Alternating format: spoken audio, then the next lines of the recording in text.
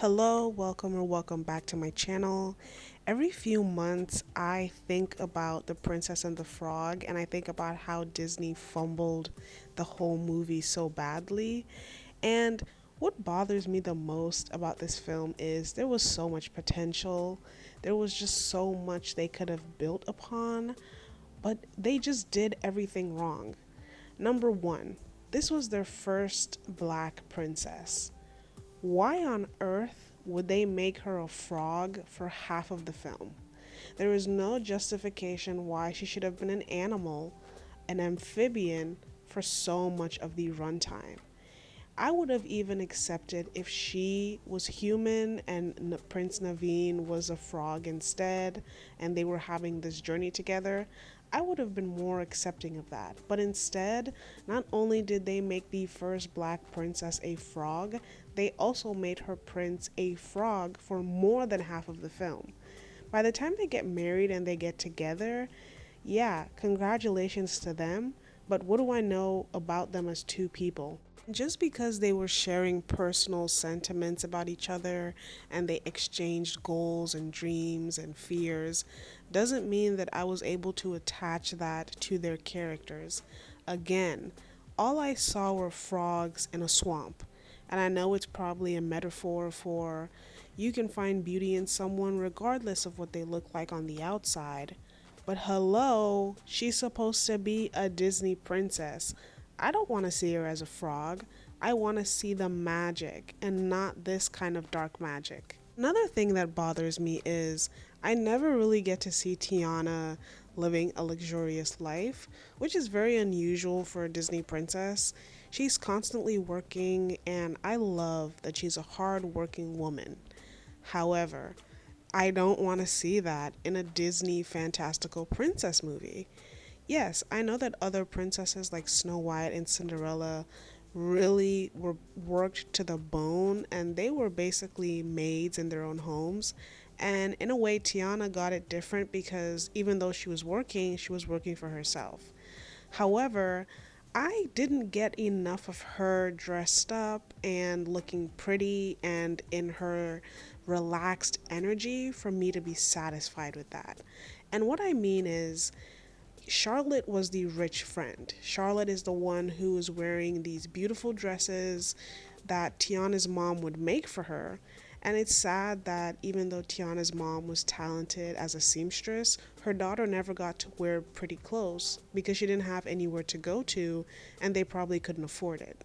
I wish that Tiana was either rich and we got to see her rich for a period of time and then maybe her family loses the money, or at least when they are frogs and they become human, like after the first transformation, I wish we would get more time seeing Tiana not working in her restaurant, but just living her best life and looking happy and relaxed.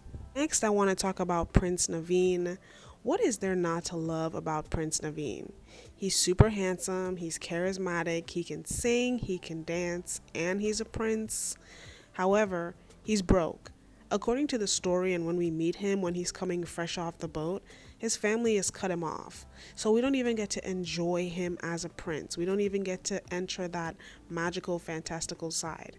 One thing about a romance drama is I like to fall into fantasy. I don't want to be hit with reality. I don't want a broke man as the prince. So tell me why we didn't get to see him in his castle. Why didn't we get to see where he's from and what his land looks like? Why is it that the first time that we meet him, he's just broke? And I know what you're going to say. What about Tangled? In Tangled, Eugene is a thief and he's broke, and I know. But you have to understand that for every Eugene, there's a Prince Eric. For every Eugene, there is a Cinderella. I don't know what the prince name is in Cinderella. I think his name is Prince Charming. But for Tiana, the first black princess, that's the only comparison that's available. Prince Naveen. They should have done a better job in showing his character. And I wanted better for Princess Tiana. And I will die on that hill. Maybe not die, but I'll stand on that hill.